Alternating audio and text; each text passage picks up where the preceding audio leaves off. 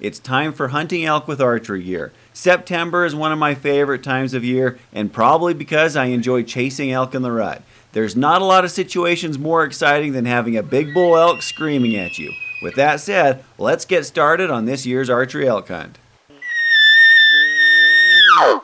We weren't able to get out hunting until the day after the season started. We hoped to hit some low country the elk like to hang out in before all the hunters pushed them deeper into the back country, but we found that this year seemed to have many more hunters than previous years on the opening day. Whether it was all the closures from fires that are pushing more hunters over to our side of the state or another reason, we didn't know. We could tell, however, that the pressure on opening weekend was hard enough that the elk were pretty sparse where we went.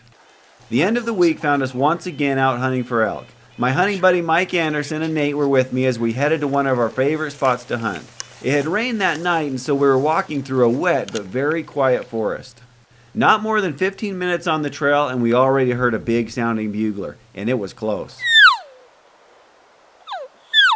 We hurried into position with Nathan and Mike out in front, and I started calling to the bull that was only getting more and more worked up.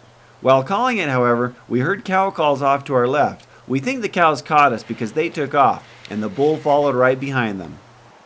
Still watching carefully, I spotted an elk looking our way about 100 yards up the hill. We froze, and the elk started moving our way.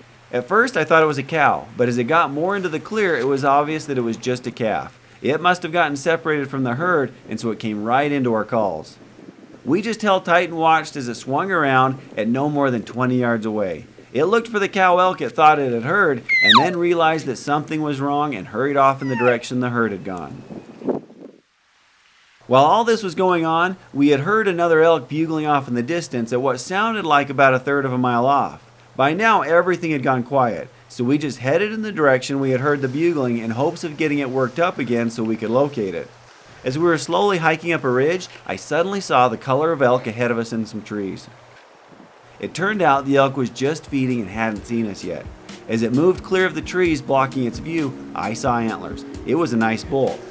It was about 80 yards off, so we needed to close the gap a bit. When its head was down, I brought Nate up with me while Mike held back. Together, Nate and I slowly crept up. We just made sure its head was down or facing away. The wind was good, and with the recent rainfall, we could sneak in really quietly. I was actually surprised at how easily we were able to close the gap, as it never did look our way. We just kept sneaking in, cutting down the distance. I would range it, and then we'd pick another tree to sneak up to. And unfortunately, you can tell I was more focused on sneaking in and trying to get ranges on the bull than keeping the camera on it. Eventually, it got to a point where it felt like we were close enough. I ranged the bull at 50 yards, a distance Nathan has practiced a lot and could shoot accurately at. The wind was getting a little shifty as well, and I was afraid a gust would take our scent to it and scare it off. So before any of that could happen, we took a few steps to the left to get Nathan into an open shooting lane, and I turned it over to him to see if he could get his first archery kill. Go on 50. Step up right there and get your shot right now.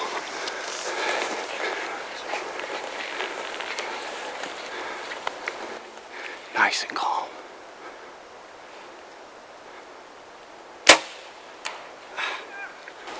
At the shot, we both heard the crack of an arrow hitting wood. My impression was that it went high. Stop. Luckily for us, the bull stopped just a few yards away, unsure of what just happened. Of course, Mike letting off some cow calls helped to calm him down a bit. As soon as it turned its head, Nate grabbed another arrow. Did you see that? There was blood coming down its side. Nate had hit the bull, but we didn't know it yet. I was watching all this through my camera viewfinder, which makes it tough to see details. Turned out, his shot went through the bull and hit a branch on the other side. We were stuck, unable to move for a bit while the bull looked our way. But as soon as it turned again, Nate drew back and let loose another arrow.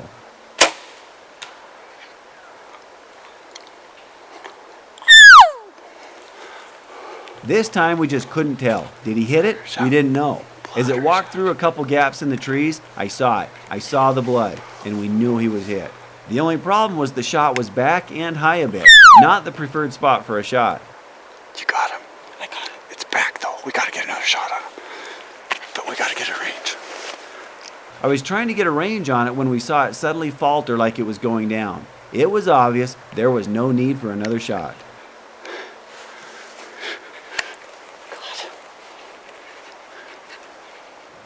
cow, Nathan. Yes! Holy cow. Oh my gosh. I thought I missed both times. I thought it was high too.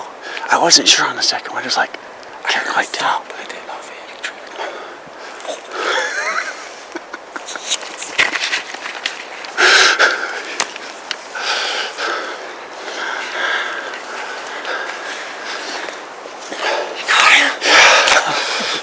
He's right there. He's laying down. There's another one. I was watching. I thought you guys were sneaking up on one up here. See? Right there, you can see him standing. Turned out there was another bull that Nathan and I hadn't seen up the hill another 100 yards. It was a young bull that watched us for a few minutes and then ran off. All right, so this was just an incredible start to the elk hunting season. Nathan and I came out Monday. Today is Saturday. We came out Monday after the opener, and just nothing. It was just dead for us. We had a kind of a frustrating day. So now it's the 5th of September. Coming back out Saturday again. Mike's with us, and right off the bat we had a bugler going. It ended up taking off with some cows, but that was right from where we parked our bikes and started hiking. And then we came over another quarter mile, and it's all wet because it rained all night, so it's really quiet. And we're just slowly working up this hillside, and I spotted an elk body through the trees, and getting a good look, we finally found, yeah, it's a bull, and it was 70-80 yards away. And so Mike just holed up. I grabbed Nathan and had him sneak up while we were watching. It was just feeding, and so the two of us just kind of slowly crept up, just keeping an eye on it. And we got to 50 yards of it, and just a good magic number. The wind's kind of shifty, so I didn't dare get any closer because I was sure it was going to spook at any minute. But Nathan, tell him what happened from there. We snuck up to 50 yards of this bull and got 50 yards, put my pin on, shot. We thought we missed, and Mike started cow calling, kind of trotted off a little bit. Then I got another arrow on, shot it. That one was a hit, and it probably went 15 yards and fell over. That's nice to know that when I shot, it went over. So as Nathan said, it's really nice to know when a bull goes down. You just always really worry when you make that shot. And so to watch that bull go down within 15 yards of the shot is just incredible, because it's down. There's no question about losing it. But that's Nathan's first elk, first archery anything. He's been waiting for this and paying the price for this for a long time. So it's an awesome day. Congratulations, Nathan. It's an awesome bull. So we're going to give it just a few more minutes and we'll walk on over there, but he's down. So great day. I know I say this every time, but the walk up to a downed big game animal, especially one your son just arrowed, is an awesome walk.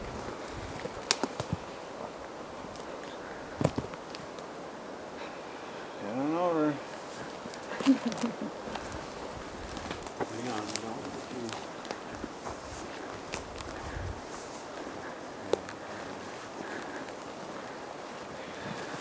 down! Oh, high five, Nate.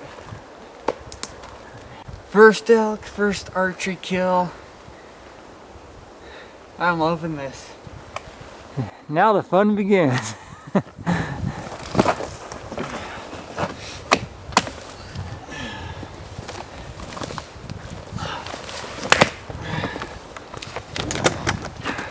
Six by 6. Not bad for a first elk. Look, he's even got some velvet hanging off of it. Oh. And you're right, both arrows hit. So we thought the first was a miss, but both of them hit. A little high and back, but it got the job done. Nice shooting, Nate.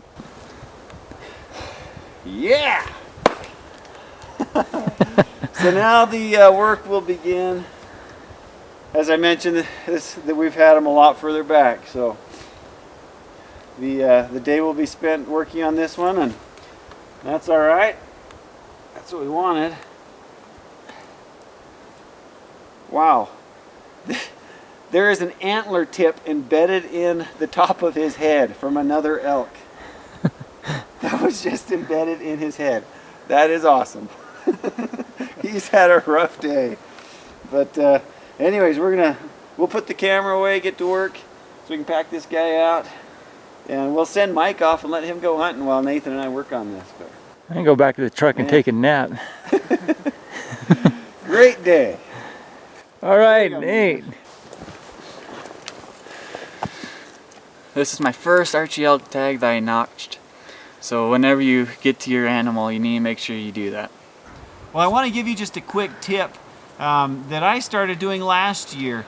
You know, before when we'd get an elk, I'd find a log, rocks, and things like that to put the meat on because we do the gutless method and debone it a lot. Anyways, what I found is if you get the very thinnest painter's tarp, you can get a big chunk of it, and it doesn't take up much space. This is another chunk that I've got in my bag with my knives and stuff, but I'll just lay that out, put some rocks on it to hold it out, and then I've got a very clean surface to put all my meat on so it can cool down until, you know, we get it all ready to pack. So now all our meat's cut off and it's been able to cool down. It's staying nice and clean, and I had something that just weighs absolutely nothing and folds down to nothing in my pack. But anyways, just a tip that I started doing last year that I've really been happy with.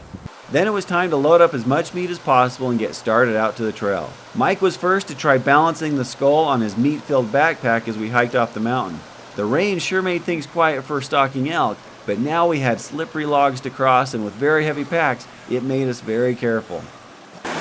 You know, people tell me all the time we need to get horses, and they're probably right, but we get it done, and you know, after we've given it some time, we remember these trips and we laugh about them for years to come. So while it hurts right now, these are good memories we're making right now.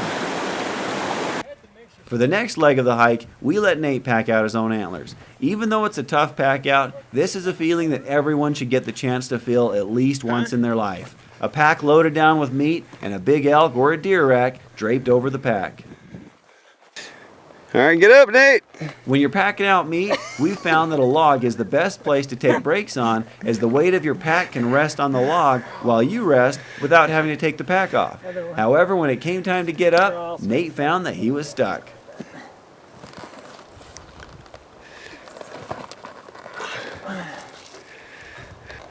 We hiked a couple miles to where we could use our bikes and then loaded up and rode a few more miles out. If you recall, I got a fat tire bike and trailer from Dave's bike shop last year after my other bike broke down. And I'll tell you what, it's a perfect bike for these conditions. It rolls over the rocks so much better than my last bike, and when it comes to hauling elk out, this is the best setup I could ask for. Well, as you can see, this was the perfect end to the start of our archery elk hunt.